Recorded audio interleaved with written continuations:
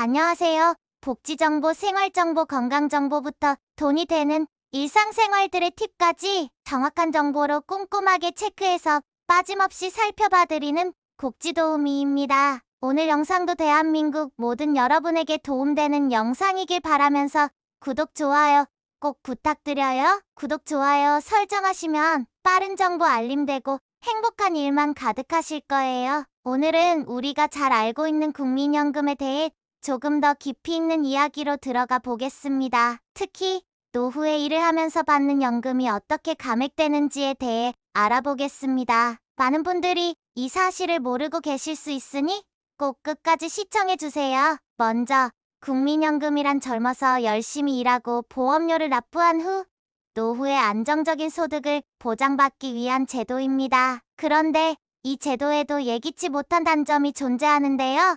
바로 노령연금 감액 제도입니다. 이 제도에 따르면 60세 이상에서 소득이 발생할 경우 연금이 최대 50%까지 감액될 수 있습니다. 하지만 이게 끝이 아닙니다. 노후에 일을 하는 것이 오히려 연금 수급에 부정적인 영향을 미친다는 사실은 많은 이들에게 충격으로 다가올 수 있습니다. 국민연금법 제63조에 따르면 소득이 있는 업무에 종사하는 경우에는 연금이 감액된다는 규정이 있습니다. 그렇다면 어떤 소득이 감액의 대상이 되는지 궁금하실 텐데요.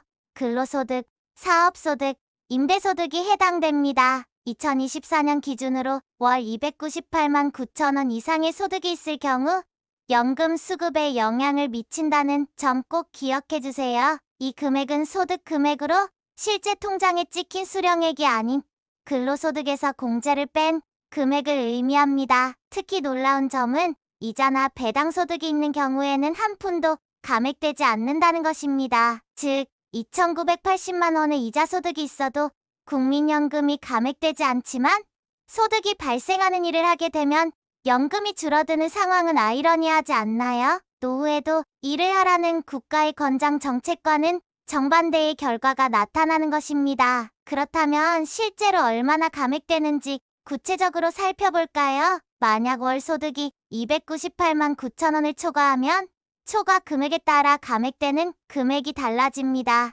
예를 들어 100만 원 초과 시에는 5만 원이 감액되고 200만 원이 초과하면 15만 원이 줄어듭니다. 최대 50만 원까지 감액될 수 있는 구조입니다. 이 감액은 정액이기 때문에 연금 수급액이 적은 분들에게는 더 큰 타격이 될 수 있습니다. 이런 내용을 알고 계셨나요? 국민연금은 노후의 중요한 재원인데 일을 하면서 감액되는 이 제도가 많은 분들에게 부정적인 영향을 미칠 가능성이 큽니다. 국민연금을 감액해받는 분들이라면 단순히 감액된 금액의 절반만 받는다고 생각할 수 있지만 사실 그 이면에는 우리가 미처 몰랐던 여러 가지 함정이 존재합니다. 국민연금을 감액받는 사람들은 대개 추가적인 소득이 있는 경우가 많습니다. 즉, 국민연금 외에도 추가 소득이 있다는 것이죠. 여기서 중요한 점은 국민연금은 분류과세 대상이 아니라 종합과세의 대상이라는 점입니다. 국민연금을 받으면서 추가 소득이 있는 경우 이 두 가지 소득이 합쳐져 종합소득세의 대상이 됩니다. 이는 결국 연말에 세금을 신고할 때 두 소득이 합산되어 누진세율이 적용되기 때문에 세금 부담이 증가하게 됩니다. 일반적으로 국민연금만 받는 경우보다 추가 소득이 발생할 경우 세율이 올라가고 더 많은 세금을 내야 하는 상황이 발생할 수 있습니다.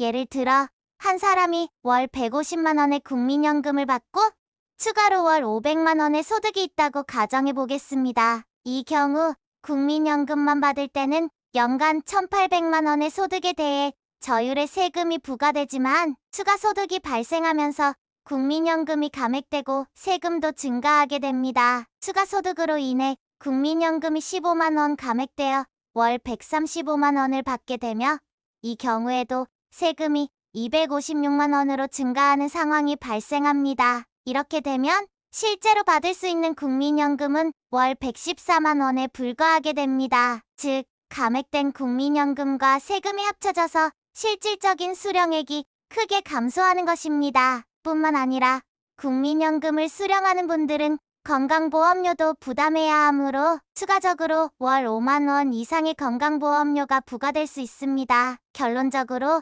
국민연금을 감액받고 추가 소득이 있는 경우 단순히 감액된 금액만큼의 손해를 보는 것이 아니라 세금과 건강보험료까지 고려해야 하므로 실제 수령액은 예상보다 훨씬 적어질 수 있습니다. 국민연금 수령을 고려하는 분들은 이러한 점들을 충분히 이해하고 계획하는 것이 중요합니다. 예를 들어 만약 여러분이 노령연금을 월 150만 원 받고 있다고 가정해 봅시다. 그런데 추가로 월 소득이 700만 원 이상이라면 어떻게 될까요? 이 경우 초과 소득은 400만 원이 됩니다. 따라서 국민연금은 50만 원이 감액되어 결국 이분은 원래 받기로 한 150만 원 대신 월 100만 원의 노령연금만 받게 됩니다. 여기서 끝이 아닙니다. 추가 소득이 월 700만 원, 연간으로 계산하면 8,400만 원이기 때문에 과세표준이 상당히 올라가게 됩니다. 결과적으로 과세표준은 8,800만 원을 초과하게 되어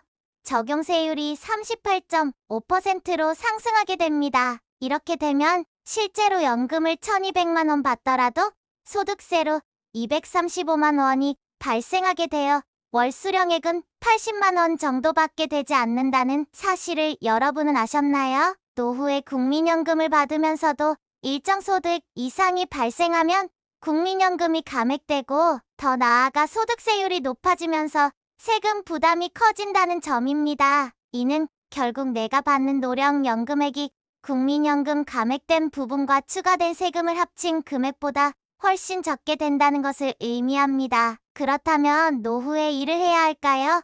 현재 제도를 고려했을 때 이래도 손해라는 생각이 드실 수 있습니다. 물론 노후에 월 500만 원, 700만 원씩 걸기라 쉽지 않겠지만 KFC를 창업한 할아버지처럼 65세에 사업을 시작하는 경우도 있습니다. 나이가 60세라고 해서 더 이상이라지 말라는 법이 있는 것은 아닙니다. 오히려 지금은 60세가 청춘이라고 할 수 있습니다. 나이가 들어도 얼마든지 사업을 할 수 있고 더 많은 소득을 창출할 수 있는 능력이 존재합니다. 그런데 문제는 일을 하게 되면 국민연금이 감액되고 추가적인 세금도 부담해야 한다는 점입니다. 이 제도가 과연 정상적일까요? 국민연금 제도가 최초에 만들어졌을 때의 취지와 지금의 현실은 상당히 동떨어져 있다고 생각합니다. 일본은 이 제도의 폐지를 검토 중이라고 하니 우리도 하루빨리 이 국민연금 감액 제도가 개선되기를 바랍니다. 그래야 노후에 더 많은 일을 통해 소득을 올리고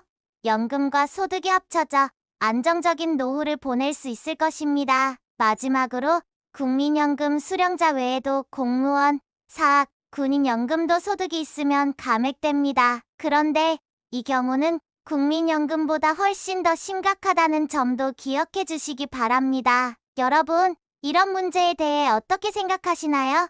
여러분의 의견도 공유해 주시기 바랍니다. 오늘도 좋은 정보가 되셨다면 힘이 되는 구독과 좋아요 꼭 부탁드리고요. 유익한 영상이었다면 소중한 분들께 공유 부탁드립니다. 행복한 하루 되세요.